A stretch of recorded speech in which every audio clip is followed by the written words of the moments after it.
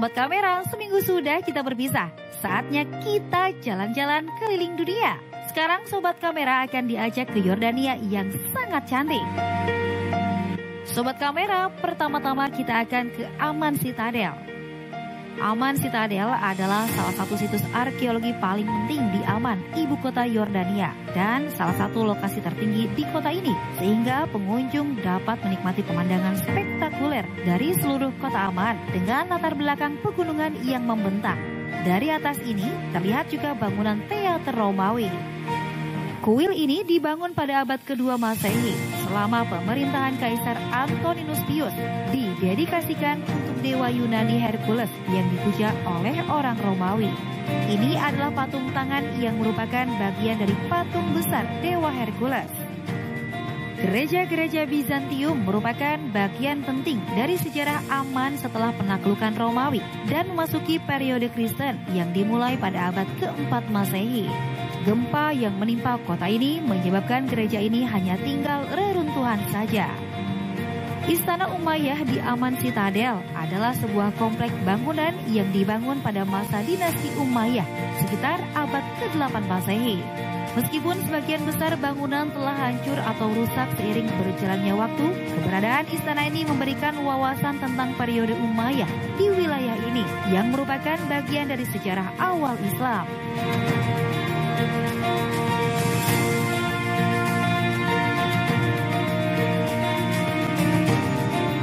Dari Amman kita lanjut ke Geras atau Gerasa, sekitar 48 km di sebelah utara ibu kota Amman.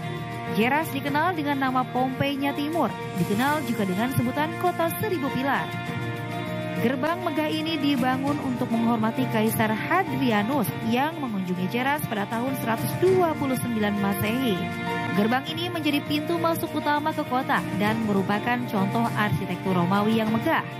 Pada masa Romawi, hipodrom digunakan untuk berbagai acara yang berkaitan dengan pacuan kuda dan balap kereta yang sangat populer di kalangan masyarakat Romawi.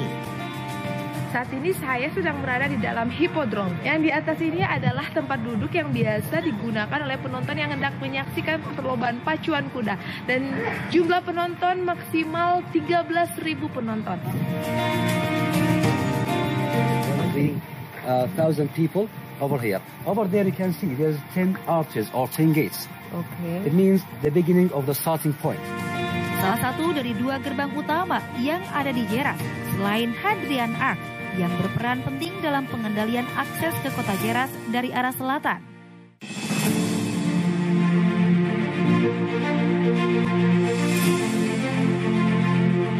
Salah satu dari dua gerbang utama yang ada di Geras, selain Hadrian Arch, yang berperan penting dalam pengendalian akses ke kota Geras dari arah selatan. Salah satu situs arkeologi paling mengesankan yang menggambarkan kejayaan masa Romawi di Timur Tengah. Dibangun pada abad kedua Masehi selama pemerintahan Kaisar Antoninus Pius. Saat ini kita sedang berada di teater dan sebentar lagi kita akan menyaksikan pertunjukan musik.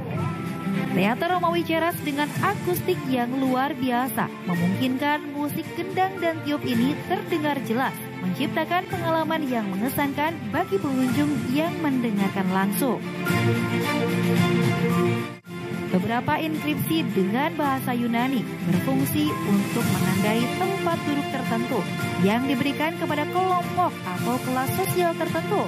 Misalnya tempat duduk di bagian depan mungkin ditujukan untuk pejabat tinggi atau anggota elit masyarakat, sementara yang lebih belakang untuk orang biasa. Kuil ini didedikasikan untuk Zeus, raja dari para dewa dalam mitologi Yunani, dan merupakan bagian dari kompleks bangunan di Geras yang mencerminkan kemegahan zaman Romawi dan pengaruh kebudayaan Yunani Romawi. Kuil ini dibangun sekitar abad kedua Masehi selama masa pemerintahan Kaisar Antoninus Pius. Pada masa itu, Geras adalah bagian dari provinsi Arabia Petraea yang merupakan wilayah penting dalam kekaisaran Romawi.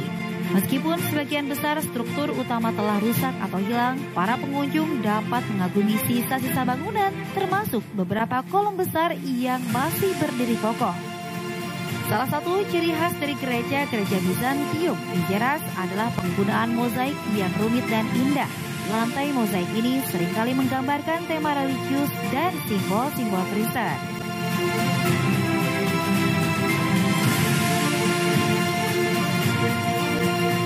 Dibutuhkan waktu kurang lebih 2 bulan untuk menyelesaikan mozaik. Mozaik adalah bentuk seni yang memerlukan keterampilan dan kesabaran, tetapi hasil akhirnya sangat memuaskan. Dari bermacam-macam batu alamiah berwarna-warni yang sudah dihancurkan kecil-kecil, kemudian dibuat hasil karya mozaik yang ditempelkan begitu rapi di atas pola yang sudah digambar lebih dahulu. Uniknya, pengerjaan mozaik ini dilakukan dari bagian bawahnya atau terbalik. Itulah mengapa jika kita lihat huruf-huruf dan bentuk gambarnya terbalik saat masih dalam proses pembuatannya. Proses pembuatan mozaik indah ini ternyata dilakukan beberapa pekerja penyandang disabilitas yang memang dilatih khusus.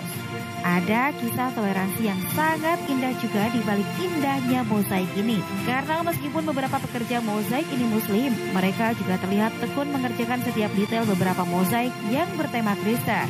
Untuk harga tergantung ukuran dan detailnya pembuatan mozaik. Semakin kecil dan semakin detail, harganya semakin mahal. Contohnya produk mozaik meja bisa mulai harga 3.000 dinar Yordan atau sekitar 60 juta rupiah hingga 15.000 dinar Yordan sekitar 330 juta rupiah. Madaba, kota yang terkenal dengan mozaiknya, adalah salah satu tempat terbaik untuk menemukan mozaik di Yordania.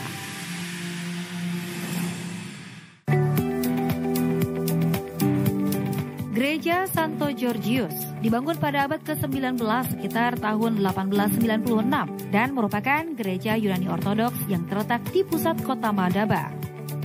Di dalam gereja, pengunjung dapat menemukan peta Madaba, sebuah mozaik yang sangat terkenal. Peta ini adalah peta Yerusalem dan wilayah sekitarnya yang dibuat sekitar abad ke-6 Masehi pada masa Kekaisaran Bizantium dan dianggap sebagai salah satu peta tertua yang masih ada. Sekitar 10 km berkendara dari gereja Santo Georgius, akhirnya kita tiba di Gunung Nebo. Menurut kitab suci Alkitab, setelah Nabi Musa 40 tahun memimpin, bangsa Israel keluar dari perbudakan di Mesir dan mengembara di padang gurun.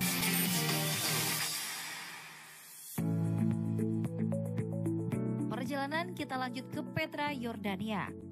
Petra adalah situs arkeologi kuno yang terletak di Yordania Selatan dan dikenal sebagai salah satu keajaiban dunia yang paling terkenal. Petra didirikan oleh suku Nabatea pada sekitar abad ke-6 sebelum Masehi dan menjadi ibu kota kerajaan Nabatea. Kota ini terkenal dengan arsitektur yang dipahat langsung ke dalam batu pasir merah yang memberi Petra julukan Kota Merah. Tempat ini pernah dijadikan sebagai tempat lokasi syuting film Indiana Jones yang diperankan oleh Harrison Ford. Dan di belakang saya tadinya batu itu menyatu, tapi karena bencana alam seperti gempa, batu akhirnya terpisah dan kita bisa lihat ada jarak antara batu yang satu dan yang lain.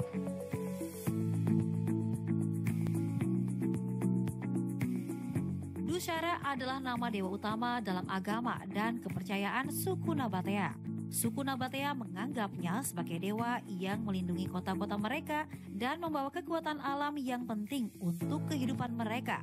Dushara juga berkaitan erat dengan konsep kesuburan karena suku Nabatea sangat bergantung pada sumber daya alam seperti air untuk bertahan hidup di daerah yang kering dan tandus.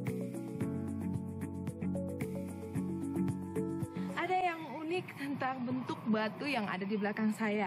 Jika saya berdiri di posisi dari depan batu ini, bentuk batu yang di belakang saya akan seperti gajah dengan belalainya yang panjang.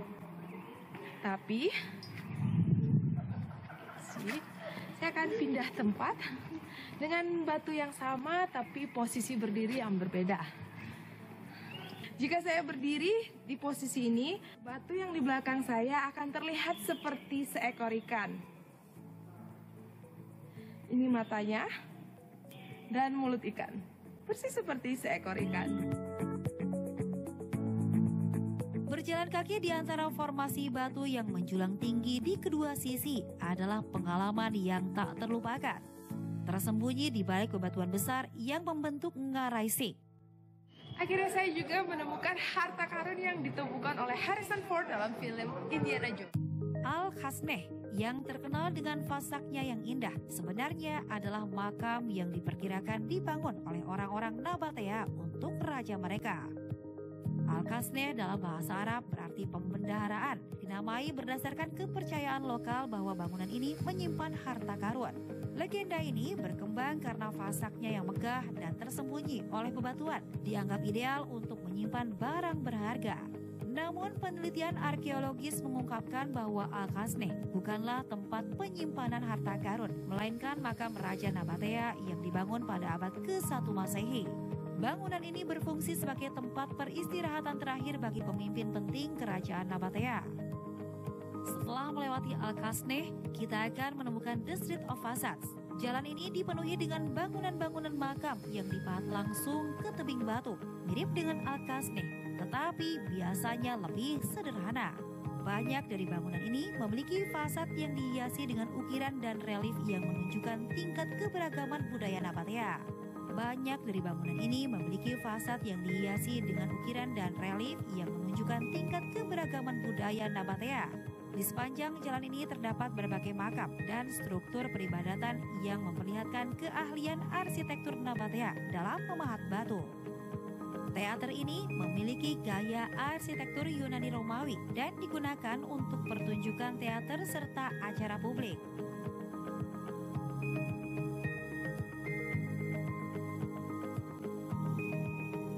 Saluran air yang dibangun untuk mengalirkan air hujan ke dalam kota yang menunjukkan kecanggihan teknik orang Nabatea dalam mengelola sumber daya alam.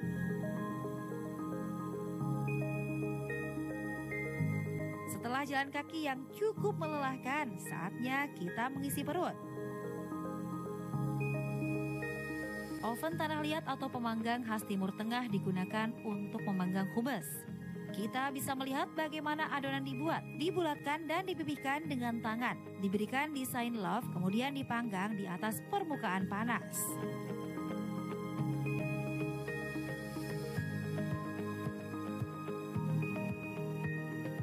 Rasanya manis karena memang di dalamnya ada kandungan gula. Thank you. For you. Ya. Ini bisa sebagai pengganti nasi.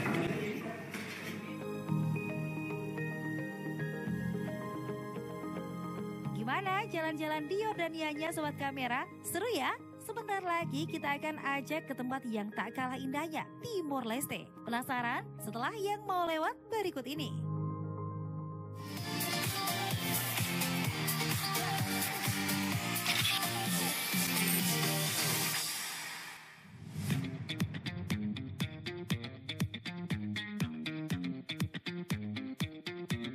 Sobat Kamera, saatnya kita berkunjung ke negara tetangga kita, Timor Leste. Saat ini kami sudah tiba di bandara yang jaraknya sekitar 5,93 km dari pusat kota Dili.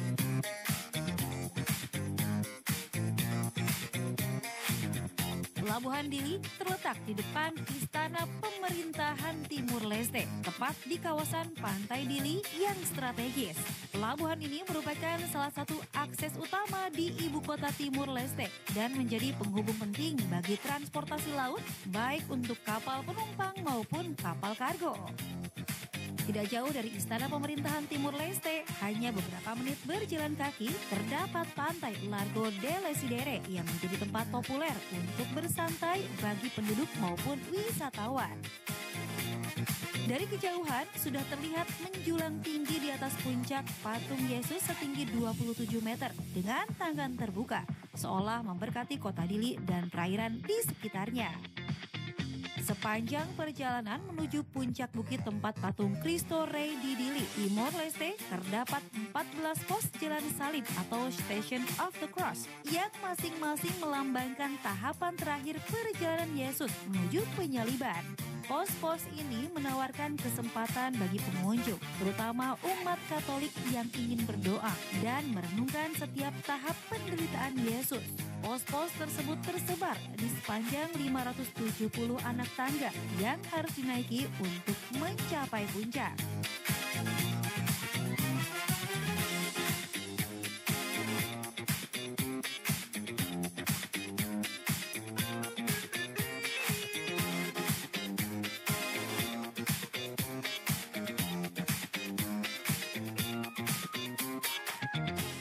Memang cukup melelahkan naik dari bawah sampai tiba ke atas ini. Ada sekitar kurang lebih 400 anak tangga yang harus kita naiki. Tapi pemandangan yang akhirnya disuguhkan di depan mata kita, ini adalah pantai pasir putih.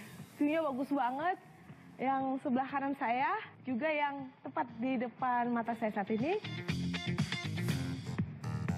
Airnya jernih banget, pokoknya keren banget. Terus yang tujuan utama kita ada di sebelah kiri saya, patung Kristus Raja atau Kristus Rei dalam bahasa Timor Leste. Nah, akhirnya saya tiba juga sampai ke puncak. Katanya kalau belum sampai ke tempat ini, belum sah ke Timor Leste. Ini dia Kristus Rei.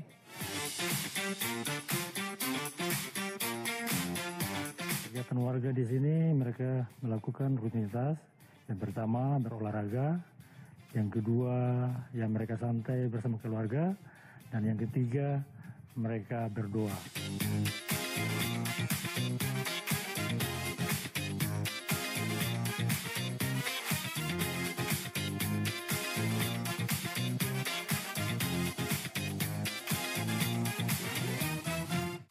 Thais Market adalah pasar yang terkenal di Dili, Timur Leste, sebagai pusat kerajinan tangan tradisional, terutama Thais, kain tenun ikonik yang menjadi simbol budaya dan warisan tradisional masyarakat Timur Leste.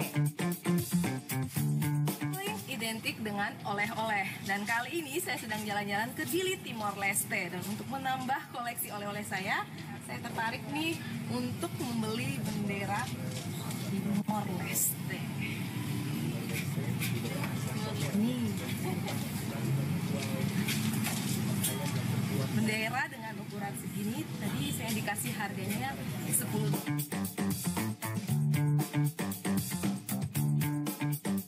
House lihat Thais Market, Colmera di Timor Leste, ianya house lihat produce sound husi pasta nebe hal husi Thais tradisional Timor Leste nih.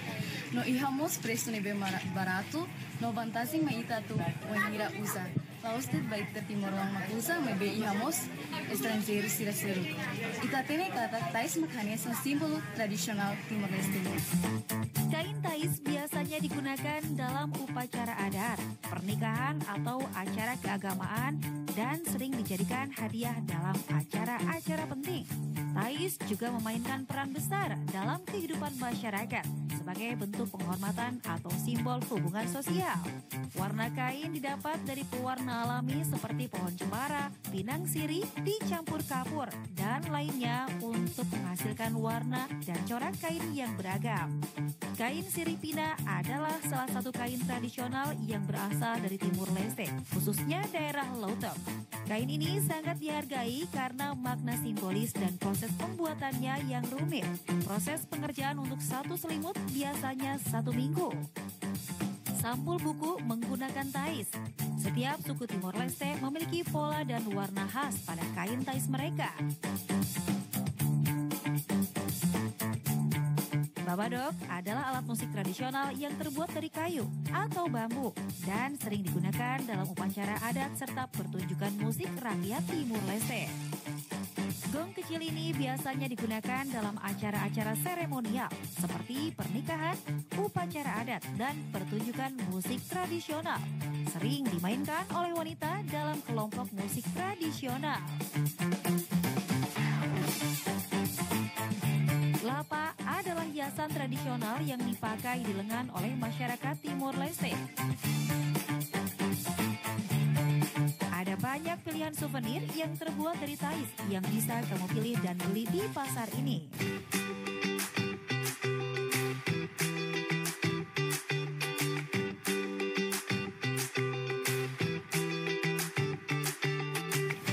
Thais Market bukan hanya pasar, tapi juga cerminan dari semangat dan kreativitas masyarakat Timor Leste. Di sini kita bisa merasakan bagaimana budaya dan seni menyatu dalam kehidupan sehari-hari.